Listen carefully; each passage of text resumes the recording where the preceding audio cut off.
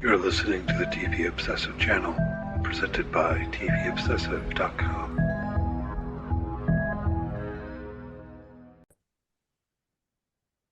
Okay, welcome back to the TV Obsessive podcast. We're here today for episode 80. As always, I'm Cameron Crane, executive editor for TVObsessive.com, joined by Ryan Kirksey, writer and contributor for the site. How are you doing today, Ryan?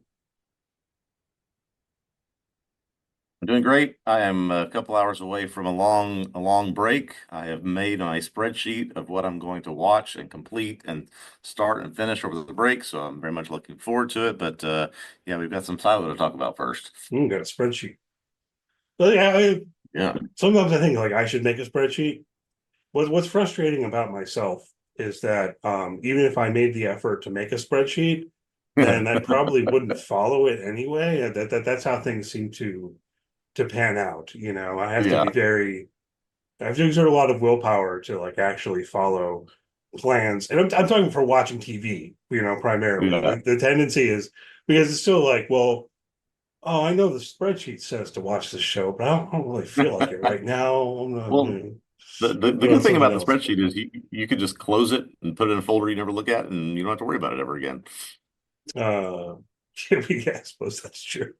So I just have nebulous lists in my head, right? Like Yeah. right Yeah. now it's, oh, well, I want to rewatch season one of Severance before season two comes out, and I realize I'm kind of running out of time.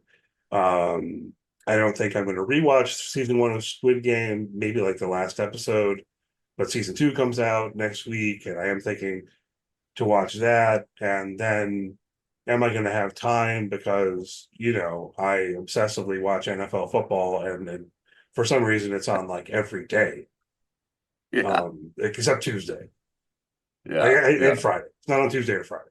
It's just on all the other days this coming week. Too much football. You don't need football on Wednesday. You don't need football on Christmas. Anyhow, it is December 20th, not quite the shortest day of the year yet. I don't think. I think that's tomorrow. I think that's tomorrow. Um, Yeah. but yeah, what have you been watching this week? Well, I started something. I mean, we've talked many times about how I'll just casually turn on baking competition shows or cooking competition shows when I'm doing other things or second screening or going to bed, whatever. And so, based on a recommendation, I checked out a show called Culinary Class Wars, which is another baking competition on Netflix. This is not the just turn it on in the background and you just watch them cook things and see who wins. This is a show from South Korea. The best I can describe it, it is Squid Game combined with The Floor combined with Top Chef, and it is like cutthroat and it is over the top sort of dramatic production of this thing, and it is in the truest sense a chef class war where like the chefs who are Michelin starred like stand on risers above those who are not, and leer at them and critique their work, and they are judged against one another. But this is like I mean, you're eliminated, you are cut, you are. I mean, Oh, they're wow. this sort of no holds barred competition, and not unlike any other cooking show I've ever seen before. It So was so quite interesting. it really is like a class status sort of thing Yes, where it's like, yes. oh, If that's if that's you kind of are a interesting. Michelin star, you get a yeah. If you're a Michelin star, you get a white jacket. If you're not, you get a black jacket. You're just sort of Oh, wow. ostracized to the level down below, and so Should you're they should competing go? against them. Yeah, They should lean in more. They should give them like dirty brown. yeah. Black So is still see black is it's slick. interesting. That sounds interesting. But it's a South Korean show, so these are Korean chefs on this one.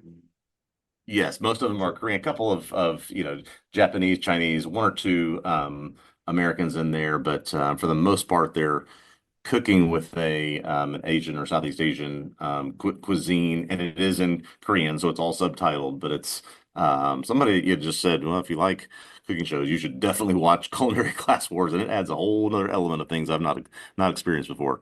Yeah, it sounds pretty intriguing. And I imagine like you could bring it to the States and have an English language version pretty easily, you Oh know. yeah, Um it was like on one side is like Bobby Flay or I don't know, but is he so good? I don't know whether. And then yeah, on the other side it'd be like, Joe, the cook at this diner in New York City. yeah, Um yeah. That's exactly what it is. Yeah. Yeah, so I don't know, that sounds interesting. I haven't found time to watch all that much, I guess, between Silo and other stuff I mentioned, football. I did stumble on this John Boy's video that I really found pretty entertaining. It's from like 8 years ago. I don't know if we've talked about this before. Did you watch 24? You ever get into 24? I have seen that. I've seen every season of 24. Yes. Okay, so this is the video recommendation is only if you have seen all of 24 because this is like full of spoilers. Okay.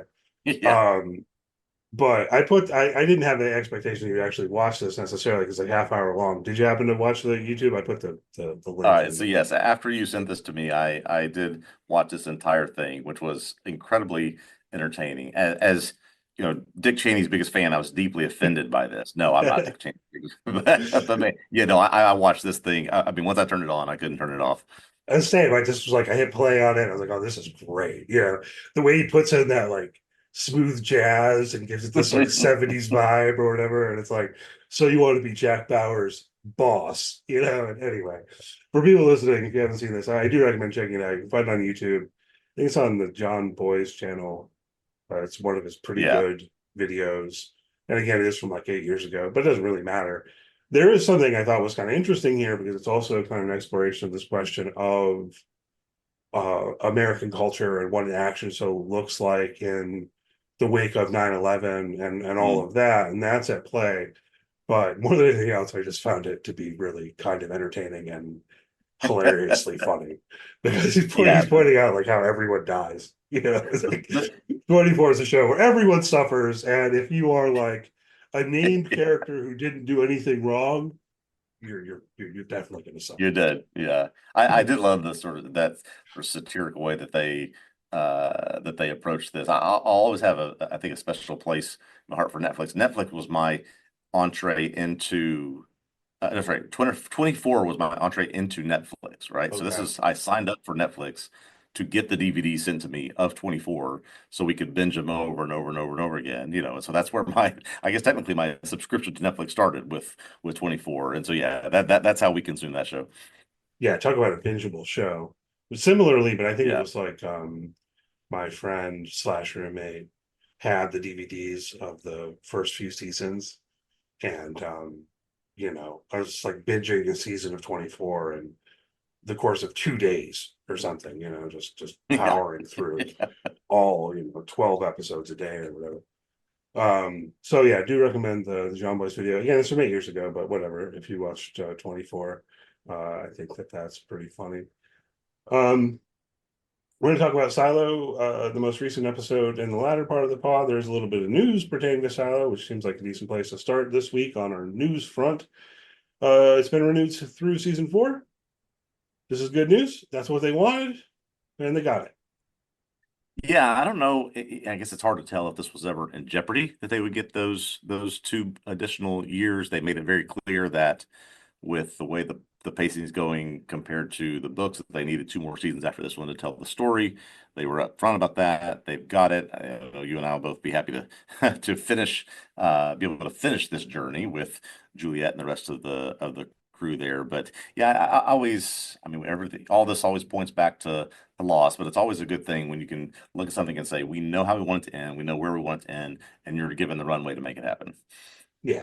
And of course, there's source material to work with here, Yeah. which we haven't read the books, but um, it is my understanding there have been some small divergences from the source material, but I don't think there've really been big ones. And certainly when it comes to the big answers we're ultimately looking for, I think it's going to be in line with the books.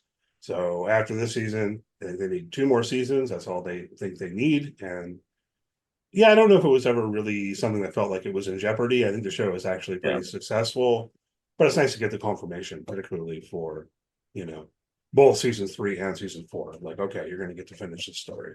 So that's nice. Yeah, that I think that's the thing that that was most promising for me, and it certainly was amongst a whole series of shows this week as we approach the sort of dead news period and the end of the year that got official renewals. Just from a accounting of the past 4 or 5 days, I looked and found the new show Man on the Inside on Netflix, Mayor of Kingstown on Paramount Plus, Bad Monkey on Apple Plus, Dune Prophecy, HBO, Tell Me Lies on Hulu, Day of the Jackal, Peacock, and still others, all renewed for additional seasons. Most of these are second seasons. Some of them are third and fourths, but yeah, there's I mean, just no, as we've discussed ad nauseum, no shortage of things starting and being renewed these days.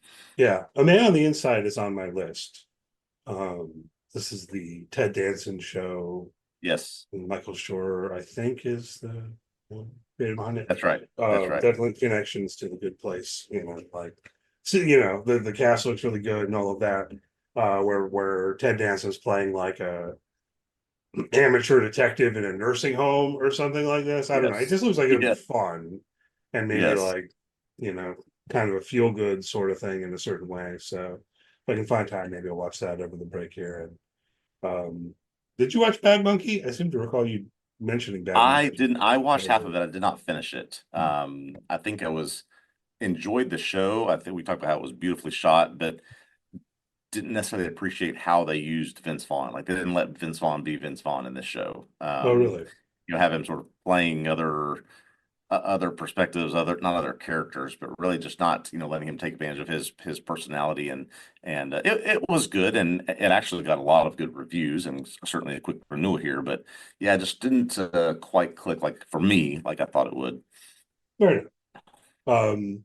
This doing a little segue on the Apple TV front. We got another announcement for Prestige series on Apple TV. On our show notes, by the way, if you couldn't hear it in my inflection, I put Prestige in scare quotes. Prestige series. Maybe it is. I don't know. This one supposed to be directed by David O. Russell. Of course, is a well-known director. Personally, I'm a big fan of I Heart Huckabees. For David O. Mm, Russell's maybe not the most easy guy to work with. I feel like there were some accusations of abuse or toxicity or something around him. I don't remember the details. yeah. Anyway, whatever. And then starring Oscar Isaac and Anna de Armas. Working title is Bananas. But yeah, I mean, it just feels like Apple TV produces a lot of these shows where maybe it's good. But I was thinking back to Yeah. Disclaimer, which we covered on here, which I think we both found like Mhm. entertaining enough, but it wasn't like I'm not going around telling all my friends to watch Disclaimer. Yeah, that's why I'm glad you included this because I wanted to sort of, yeah, hopefully we discuss it in the context of Disclaimer, where the obviously big names, big Hollywood actors and actresses attached to it. Well-known director, and Alfonso Cuarón that did that show. This seems to follow that similar model. And yeah, while entertaining, I don't know that they landed it well. I don't know that, I necessarily agreed with some of the choices that they made on that show. Sounds like they're going to try again, even though we don't know much about plot in this show. They're going to attach one of the, I think, more one of the hottest quote unquote actors right now in Oscar Isaac to this project and see how it goes. We'll see, but I'm cautious after Disclaimer. Yeah, I'm certainly not against the idea, right? And it feels like there are other examples where Apple TV has said, "Hey, let's find a good, a well-known good director and some good actors and make a drama." And to mixed results, I feel like I don't know what else. There's some that I haven't watched. Like what was the fashion one that like John Malkovich was in? New Look, I Yes. think. And look, I- I'm not trying to. If they're fans of these shows, people appreciate these shows and love these shows. That's yeah. great. But I feel like they're trying for something that would stand out, where everyone's like, "Oh man, have you seen this show on Apple TV Plus with these people?" And Yeah. it doesn't feel like they quite hit that yet. And they're trying again. Yeah. I mean, we've talked many times about how it seems like Apple does have a sweet spot in terms of things that they have done well. Maybe they can lean more into that. Yeah, not one that I'm immediately adding to the list unless there's something compelling that I can see that comes with it. Yeah, it's like Apple TV has, let's see, sci-fi, where I think they're doing pretty good for the most part.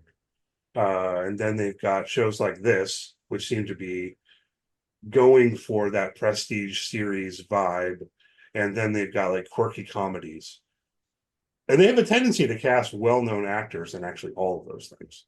So not against it at all. Not against it. Yeah.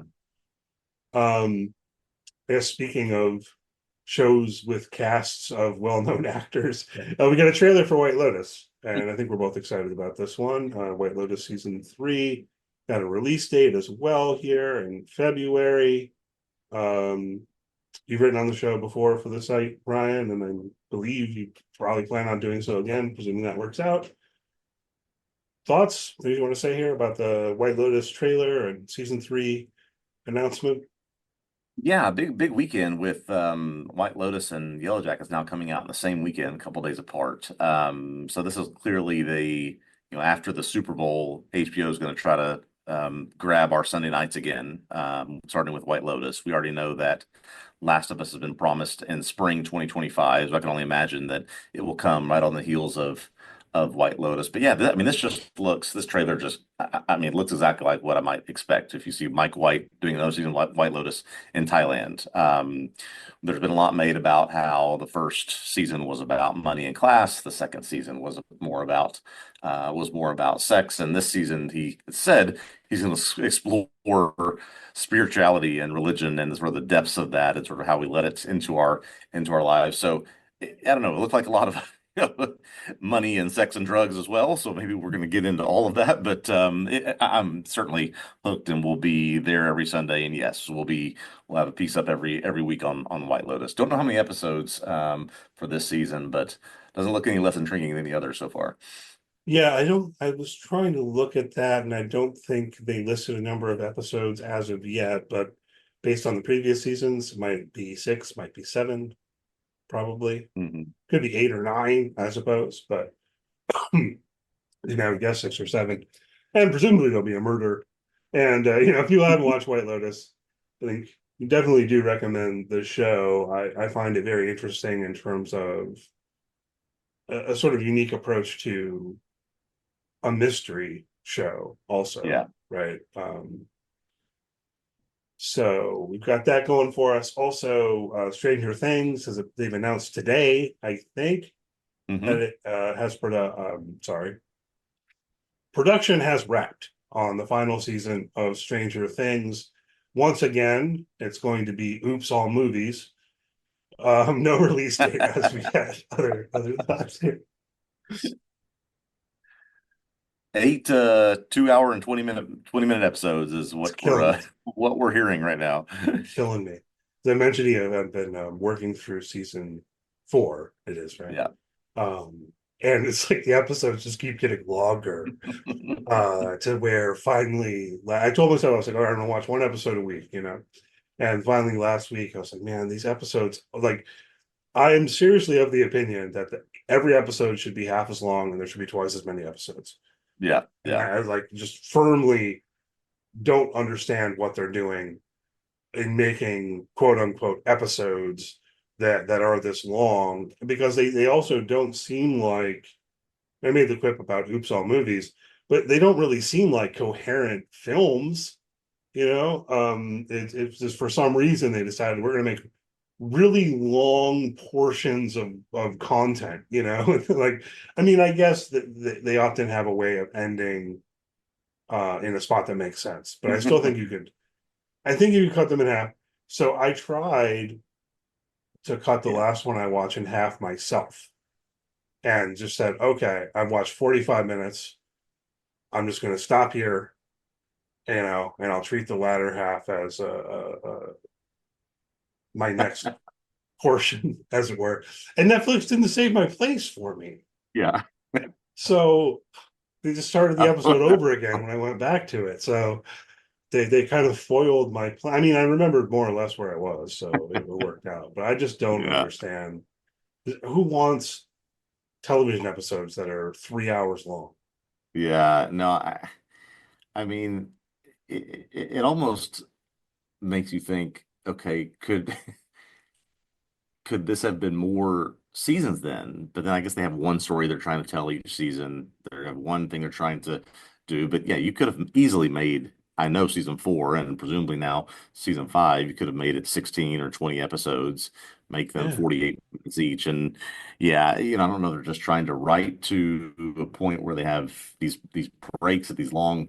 Yeah, I don't know. And again, even though they've wrapped production, we still don't have a date. We still don't know, are they going to break the season into two like they did with season four? I'm sure they will. Um, yeah, I'm sure that they will. But it did start me sort of going down memory lane a little bit and thinking about.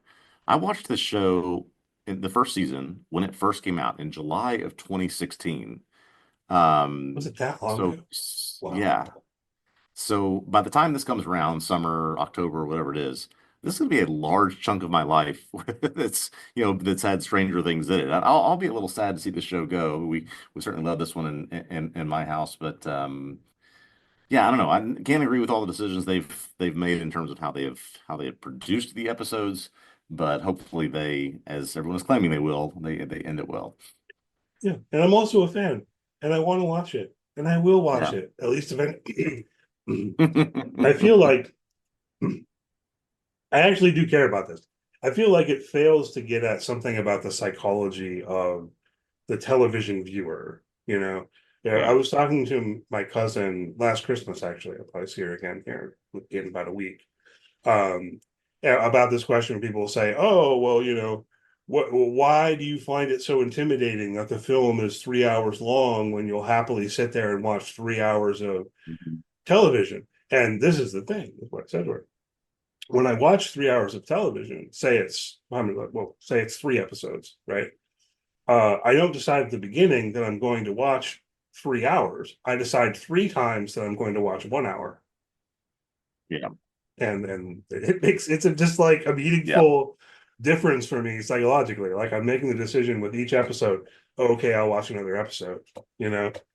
Anyhow, I guess that's enough complaining about that. I just don't understand why they Yeah. make And episodes and damn long. how the show goes is almost, yeah. But sometime in 2025, Oh, more to come on that, I'm sure. If they're starting to say that, we'll start to see, yeah, we'll we'll see probably more get info soon. we'll probably get some kind of announcement about when part one will come out, relatively soon. I do assume Yeah, they'll split it into two parts. I would fully anticipate that. Yeah, absolutely.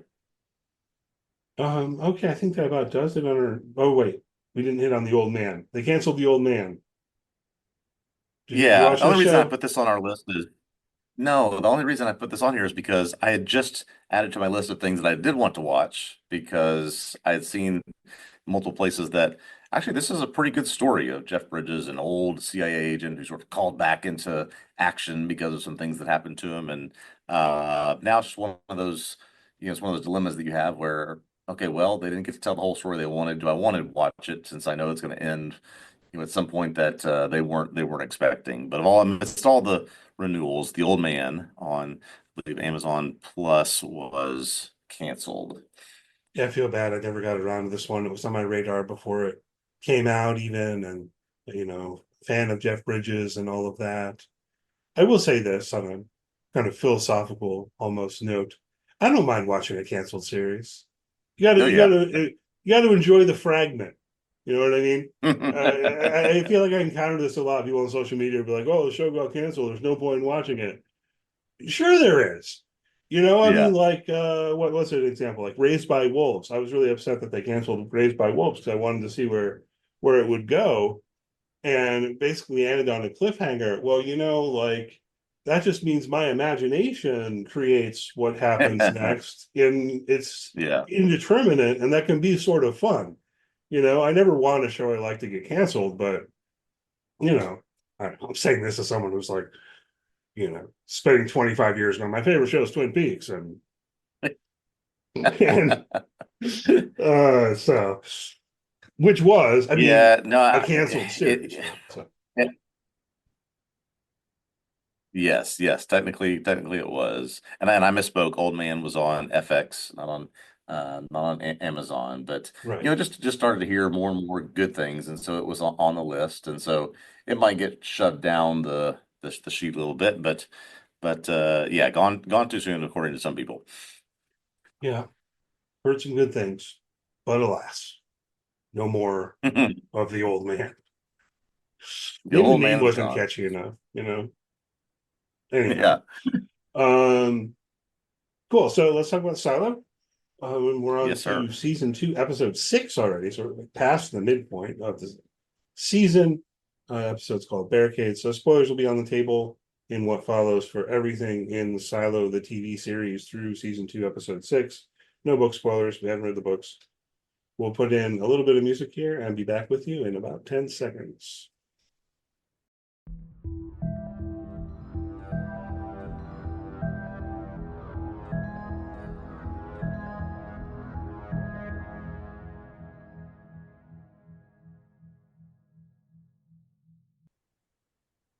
Okay, here we are to talk about Silo Season 2, Episode 6, titled Barricades. This episode, written by Jeffrey Wong and directed by Michael Dinner. And once again, this whole series taken from a collection of short stories by Hugh Howey. In Barricades, we learn that Bernard has cut off deliveries of supplies and food to the lower levels, and the people affected are ready to take action. Knox has had a whole cache of weapons made so they can confront the raiders at the barricades on level 130. The folks in Mechanical devise a plan to break open the barricades and chase the raiders back up the silo. Once they reach level 120, however, Mechanical backs off and agrees to this being level with the new barricade, having secured a farming level for them to procure food on 122. Lucas Kyle tries to use ciphers to decode the letter from Salvador Quinn. Bernard realizes he's really going to need him more to do this type of stuff in the future, so he makes him his shadow so that he can see and learn the legacy. Sheriff Billings, is getting more and more involved in the investigation for the fugitives and what's happening between Bernard and the rest of the silo. He gets Dr. Pete Nichols to come treat Patrick Kennedy to save him after he was shot. Kennedy then tells Billings what he thinks is true about the outside. Spoiler, it's not. Billings finds Walker, Knox, and Shirley, but refuses to turn them over to Bernard until his investigation is complete.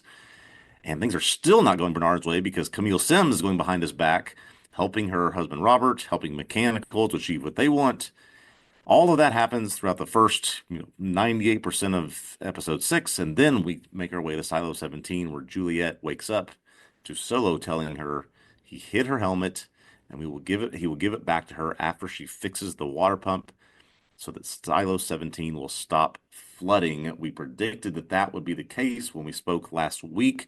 I don't know if I would call it a mea culpa, but I wrote this week that I actually found myself missing a little bit of Silo 17 since we were barely there this week. Thoughts on what happened in 18 and what we might see going forward?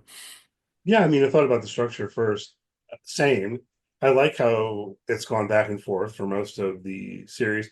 I do feel like I'm pretty keyed into how this show works, though, at this point, because it didn't take very long into the episode before I realized, well, we're going to spend the entirety of this one in Silo 18 and maybe check in on Silo 17 at the very Yeah. end. And it was like, that's exactly what Yeah. happened, you know. Yep. But that's fine. It works. I just, as a viewer, I find it more entertaining when we're going back and forth. Um, so I guess starting there, I want to start with Silo 17 actually, even though it's at the end, Yeah. because we don't Yeah. get a whole lot. As you mentioned, we more or less predicted that Solo was going to, in one way or another, get Juliet to fix the flooding problem. Right. Um, I think, as I recall our discussion last week, I was thinking it might be more friendly. I think the way you put it forward sounded like it might be even more coercive. And this was like sort of in between, Yeah. where all he's really done, I mean, he's withholding her suit Yeah. from her until she helps him. Thoughts on this? Yeah, I actually just appreciated how he just did it very matter of factly. Listen, we don't need to argue about this. You can try and talk your way out of it. There's something you want, there's something I want. We're going to help each other, or neither of us are going to get what we want. It just basically lays it out like that. And so I think we can just safely presume that she is going to do it, and she is going to be, I presume, successful, and she's going to get what she wants so she can continue her journey to get back to where she wants to be in 18. But yeah, just that little bit of back and forth. Maybe it's just the chemistry between Rebecca Ferguson and Steve Zahn playing these characters. I thought was well done, and I thought the approach was maybe the best possible, as opposed to the extremes of I'm gonna tie you up and torture you till you do it, or just trying to convince her sweetly and politely to get it done. I appreciated that it was done this way. Yeah. So a couple of things I find interesting here, questions I have. I mean, I guess the broad one is, so Solo wants to fix the flooding so he can go back in the vault and live alone. And what's he been doing in there? And all of that kind of stuff, which you've hit on before, where we're not really getting much new information. But the one comment that I found myself kind of glomming onto is he treated her wound, right? With she had an infection Yep. and he gave her antibiotics, which he says he's happy that the antibiotics worked because he just made them recently. Yeah. Yeah. I mean, Um, maybe he stabbed himself with his fork while he was making chicken stew. I don't know. He needed something for his own infection, I guess. yeah, well, okay, good. The chicken stew, because I'm tying it in with that. How long has Solo been in that vault by himself? We still don't know, particularly because he's undermined our Yeah. trust in him a little bit here in the last week or so. But there Yeah. were indications that me thinking he's been in there for like 40 years. Um, Yes.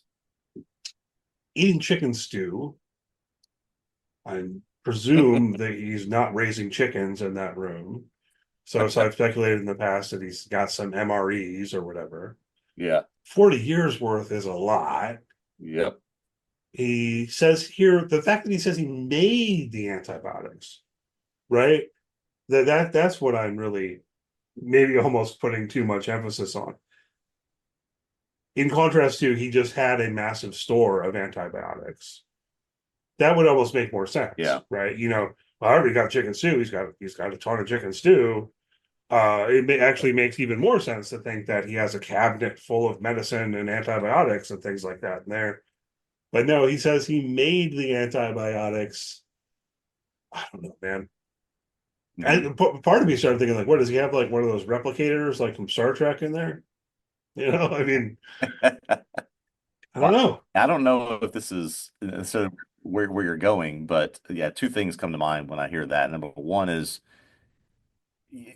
can a 12-year-old who's locked up for 40 years learn how to make antibiotics and have the materials to do that? I don't know. Maybe, but doesn't seem likely. But also kind of lend itself more to, okay, now we get a sense of if he's not Solo or Cole Myers or whoever he claims to be, what was he before? And has he not been in there that long? If he has the ability and the knowledge to make antibiotics on his own. Yeah, I mean, good reminder that he's not who he says he is, and there's that level of the question as well, and probably a good chance that all of that hangs together. Yeah. So I do hope that, given that we're spending pretty much the whole season in Silo 17, in addition to Silo 18, I hope we're going to get answers to those questions by the time we're done. And then I don't know Yep. how does that even end? I'm curious about that. Is it Solo goes back in his vault and Juliet goes back to Silo 18 and then we never see Solo again? Or um, could it be something else? And maybe what's happening in Yeah. Silo 18 will And play a role. I don't know Sorry, that go we've ahead. talked about this, but it's also pretty convenient that I guess there's a sense of how does he know that the silo is flooding in terms of the preciseness of the timing of when it's going to reach where he is. I guess he's going out of the vault and measuring from time to time. Maybe that seems logical. But then, yeah, just the convenience of, oh, someone just happens to show up a few months before this is all about to happen. I mean, that's just, I guess, necessary for the plot they put together for this show. Again, I don't think we have any reason to not trust him in this particular instance. It's a matter of life or death for him. But yeah, it just every week he seems to get. He has remained interesting, but has become more and more sort of shady, in my opinion, of what he's saying, what he's doing, what he's trying to accomplish. Yeah, and so I get to wondering whether what we find out, what I presume we are going to find out when Bernard and Lucas decode that letter from Salvador Quinn, whether that is going to tie together with answers to questions we have about Solo in a meaningful way. I got to thinking about whether this terrible truth that we're presumably going to learn, that Meadows learned, whether it somehow has something to do with both Silo 17 and Silo 18. And I just don't know. I keep thinking about, well, what could be so terrible that Meadows would, Yeah. just drink in a room for 25 years. And I floated the idea to you before on here that maybe there's some level of punishment involved or something. I don't know. I started thinking, what if somehow silos 17 and 18 have been punished and cut off from all the other silos or something? Because I think we've been told there are 50 of them. Yeah. Oh, I think the introduction of what we saw last week with some sense of verification that the silos are connected in some way, whether it's through tunnels, whether it's through power, whether it's through communication. We got a sense of that last week, that there's, as the mysteries unfold and as the mysteries are solved, there will be some sense of we can apply one answer in one silo to the others. That's my hope, and I think that's what you're saying as well. I think that will be the case. Um, but I'm just sort of at a loss as to which which silo is going to give us those answers. We had hoped, oh, maybe Solo would take Juliet and tie her up in the vault, and we'd be able to see a whole bunch of things and learn a bunch of things. That didn't happen, it seems like. So we've got to wait now a little bit longer because we're not getting in that vault anytime soon. Certainly, it doesn't seem like the next episode. Yeah, but I mean, it might ultimately be better storytelling. I guess what I hope for almost is that we get some information out of the one storyline and some information out of the other. And then as viewers can think about, well, how to put these things together to where we perhaps know more than the characters in the story or something like that. Um, I'm curious about where Bernard's arc is taking him. The fact that he's now decided to make Lucas Kyle his shadow seems like a pretty Yeah. big move. I mean, this guy's a criminal who's been sentenced to the mines. Why can't Bernard break the code himself? I mean, maybe that's a simple answer. I don't know. Do you have any thoughts on that Well, front? I don't know why he can't necessarily himself break the code, but especially now that he's been sort of Lucas Kyle has nudged the door open and he could, take it and run from there with a lot of different possibilities. What I hope does not happen is this idea of Lucas becoming the shadow and going to be introduced to the legacy just becomes, you know, Bernard reading him 30 pages of legacy, and that's how we're figuring out some of the mysteries of this thing, right? I'd love a little bit more of a device to deliver that to us than just, oh, here, read this, and Lucas is reading it out loud or whatever. So, I hope that they're more creative. I believe that they will be. But I do think now that he has decided on a shadow and he's made it for the intent purpose of introducing him to the legacy, that will be a vehicle by which we start to hear some of these things. Yeah, agreed. And I'm excited about that. And I'm excited about getting information. I agree with what you're saying. I think we don't want just an exposition dump, as it were. Mm-mm. And I trust the show to be, I don't know, better about it than that.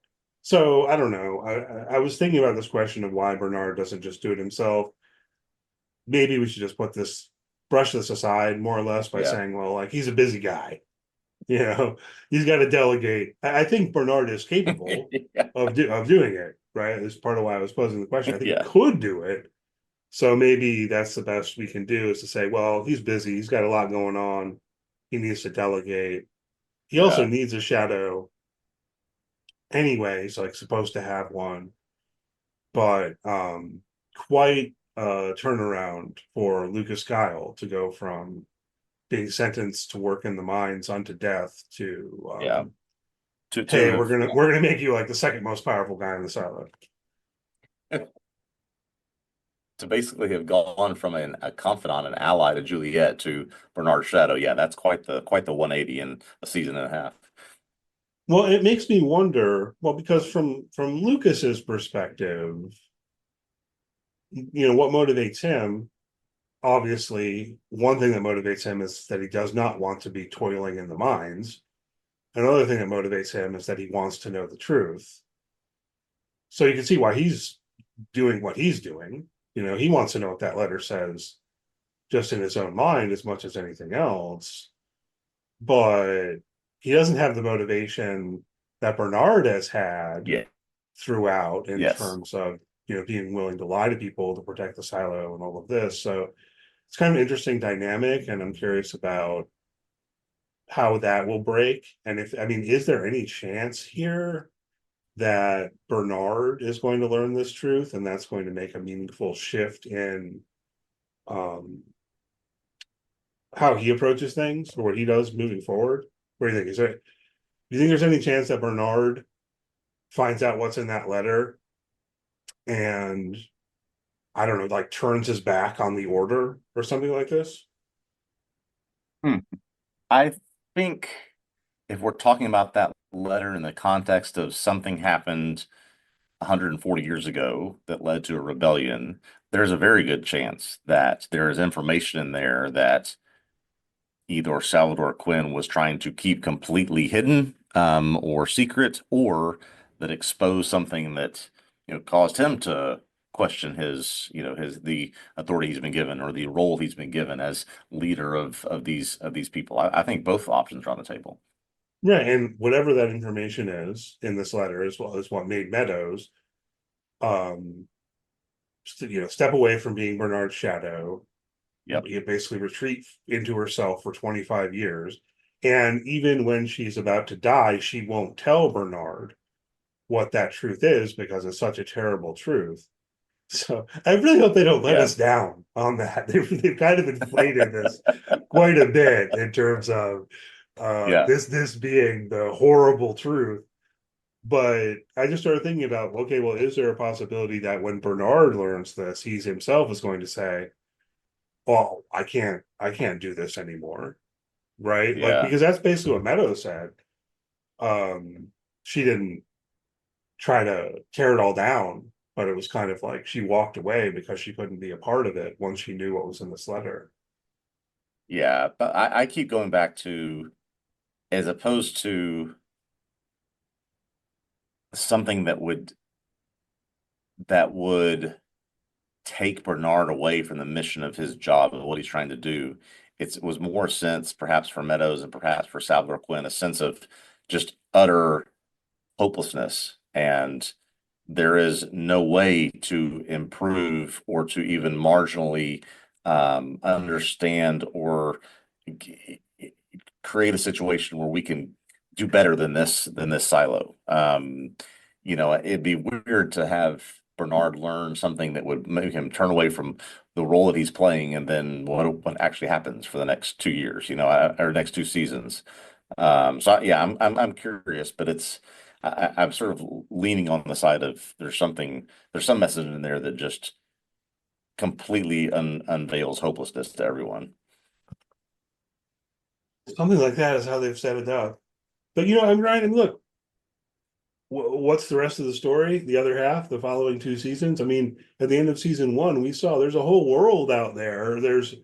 I think we've been told there are 48 more silos. There's a city on the horizon. There's a lots of ways that this story could Yep. expand moving forward if the like I'm starting to wonder if this is what's going to happen, that by the end of the second season the structure that we've gotten so used to just like totally breaks wide open.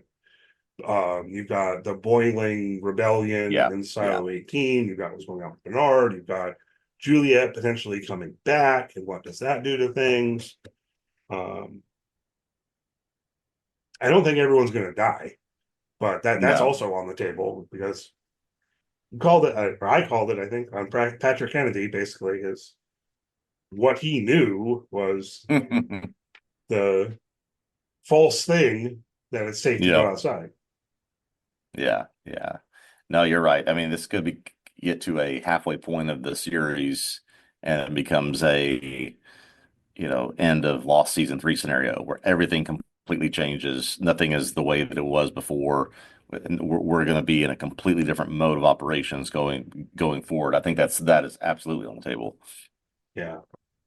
So my hope is that we'll find out what's in Salvador Quinn's letter in the next episode. I don't think we're going to.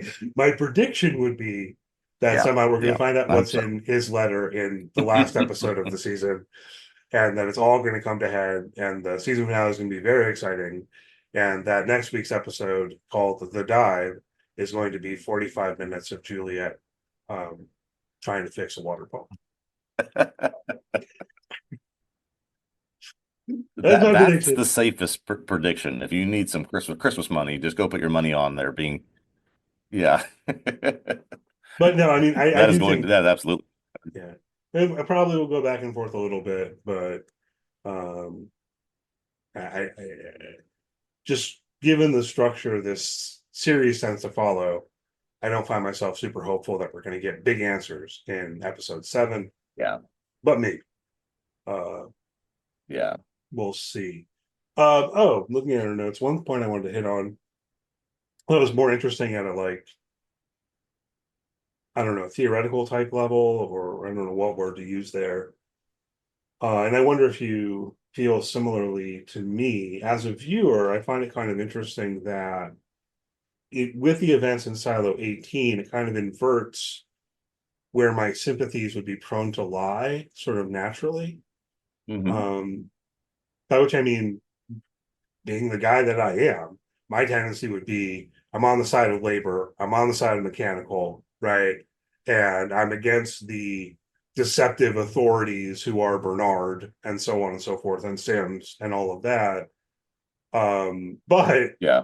unfortunately, here, um, they're potentially disastrously wrong. You know, that the fact that like their actions of rebellion could lead to everyone in the silo dying Yes. Yes. means that in a way I'm actually kind of rooting for Bernard to quash the rebellion. I mean, it's a mixed bag. Maybe I'm a little bit Yeah. torn, but I thought it was an interesting dynamic. Do you have any thoughts on that?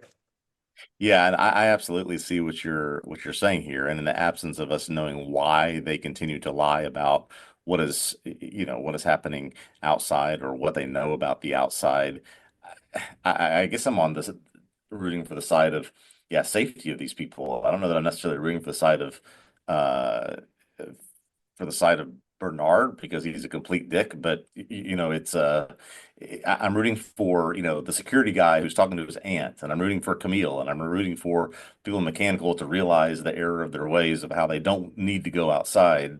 And so yeah, I'm just rooting for the people that are not I guess I'm rooting maybe for everybody but Bernard to find some sort of success and comfort in this place. Yeah, I mean, I think I can't go quite so far as to say I'm like rooting for Bernard, Yeah. but I do feel a certain level of sympathy for Bernard insofar as he believes that he's doing the right thing. He believes that that book called The Order is telling him what he needs to do in order to, Yeah. keep the silos safe, keep humanity from dying out potentially. Um, Yeah. I pointed out a number of points where I don't think it quite makes sense, but still, now we're in the context where again it's like, all right, well, my disposition is to root for the people in mechanical, but we saw what happened in Silo 17, and they seem to be pretty close to a path that's leading in that direction. Yeah. And we definitely don't want that. So I don't know. I just Yeah. think it's kind of interesting how they're playing with those power dynamics in terms of our like rooting interests, as it were. Yeah. And it was maybe, and to that point, it was interesting that Mechanical seemed content with taking over up to 120, having access to the things that they were missing, and okay, let's call a truce at this point, right? So are they still wanting to make it their ultimate goal to completely take over the silo and go outside? It seems to have shifted somewhat if they're happy with what they have now. Yeah, I don't know because they needed food. Yeah. So that calms So things down to a certain extent. But then you have this other dynamic with Billings and Patrick Kennedy. And where does that go? yeah. Given that what we Sort of sense saw, go ahead. I say is a sense of you can't, win a war in one day. It's going to take multiple battles to achieve what you want. Yeah, and I was going to say, what did we see at the very beginning of the season in Silo 17? That guy was the sheriff who had been sent down to Mechanical, and his allegiance flipped, right? And so the show's very much setting it up in parallel to that, where you could imagine, well, now Patrick Kennedy has told him about that cleaning tape. Um, if Billings is now on board with the thought that it's safe to go outside Yeah. and everyone's been lied to, does that start spreading and become more the goal of everyone in Mechanical? Maybe, but we don't want that to happen. That's what I think is kind of interesting. There's like, Yeah. um, Yeah. Yeah. like these people are being lied to. They found out they've been lied to, but we kind of don't want them to. But they're wrong. I mean, that's still the biggest question that bothers me about this show. I mean, in a good way, hopefully, at least, Yeah. is why, again, why are they lying in the way that they are lying when we know that it is, in fact, toxic outside? You know, Yes. because Yes. it's almost like they've set it up such that they're lying by telling the truth. It's just very odd. Why are they Yeah. doing it this way? So, do you have more thoughts about Camille and what she's up to? Yeah. Camila just become a very interesting character in terms of I don't know, how to describe it other than just being two-faced out of necessity, right? She's deferring to Bernard and giving Bernard the words that he needs to hear and wants to hear from her, while at the same time confiding in her husband, telling him things that Bernard doesn't perhaps want him to know. She's dressing, going and putting on her Raider uniform again and going in and almost getting in the ear of her supervisors and agreeing to things or convincing them to let Mechanical do things that they want to do. So yeah, it's just interesting. I guess she has become a sympathetic character to Mechanical. I don't necessarily know that we can say that Robert has been, but Camille seems to not be on board at all with what Bernard is doing anymore. Yeah, I guess so. I don't know the answer to the question. What does Yeah, Camille want? What's motivating her? What is she after? What is she trying to do? yeah, So I do agree that she's become a much more interesting character. I'm recalling always having this feeling that she and Sims had some kind of agenda of their own, but we've never yes, really quite yes, known what that is. Is it as simple as their own power, you know? yeah, Because it's kind of interesting how Bernard made Sims the judge, hmm which is, from Sims's point of view, bad because he knows the way that things really work. The judge is just like a puppet of IT who puts a stamp on documents or whatever. yeah, yeah, yeah, But as I understand things from the perspective of the silo and the ordinary people in the silo, the judge is the most powerful person. So, like, that, the judge is a figurehead, yeah, that's the right? perception. Yeah, But the public perception is not of the judge as a figurehead. So I just find myself wondering if Camille is trying to work things in some way to almost pull a coup against Bernard in terms of how the power structure actually works, which you could kind of see how that could potentially work to sort of depose Bernard of his power. And if he's deposed of his power in the public eye, and in the public eye, Sims is the one who has power, then maybe she can actually make that the case in terms of who holds power in the silo. so I think the idea of Camille using this role that's been thrust upon Robert Sims is an interesting one, and one that may have a sense of backfiring that Bernard may not have expected, right? Yes, it's a role that doesn't do anything. It's a role that just signs documents.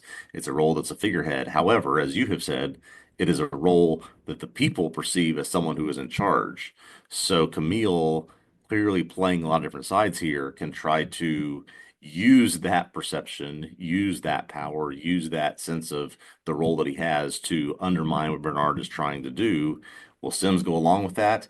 They do seem to have their own agenda. They do seem to try to be in parallel and alignment with everything that they're doing. So yeah, I can see that being a path where Sims is just sort of sitting back frustrated and not in the game anymore. But Camille's going to force the issue to make them be a part of that. Yeah, it's interesting because she's not telling her husband what she's been doing.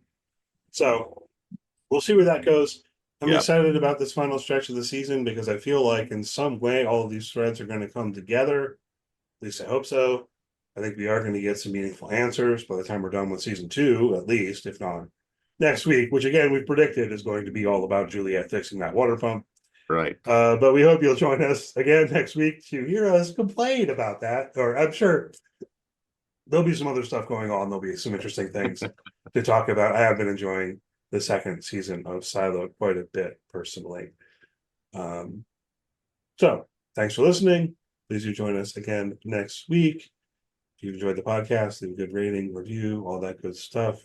Check out TVObscast.com. Ryan is writing articles on each episode of season 2 of Silo. I read on season 1. And there is, of course, all kinds of other stuff on there you can read as well. Follow the site on social media, search for TV Obsessive, and we'll see you next time. All right. Have a great holiday, everybody. See you next time.